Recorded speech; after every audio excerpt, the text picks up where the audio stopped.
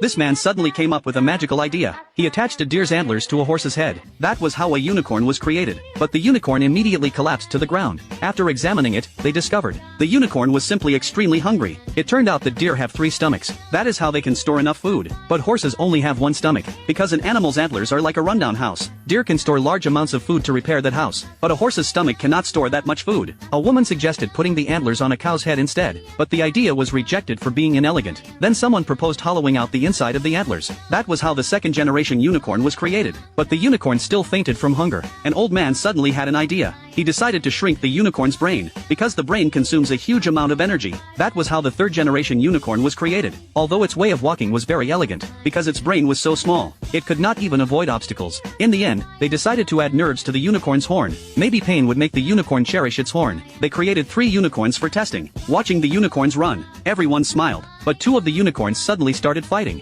It turned out unicorns are solitary animals. Other unicorns are seen as enemies. So the unicorns began fighting with their horns. When the horns were broken, the unicorns lost their lives as well. In the end, they had no choice but to abandon the creation of unicorns.